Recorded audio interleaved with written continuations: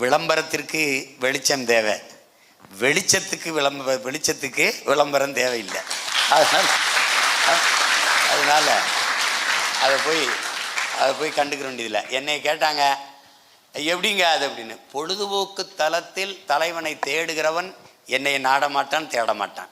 போராட்ட களத்தில் தலைவனை தேடுகிறவன் என்னை தேடுகிறான்.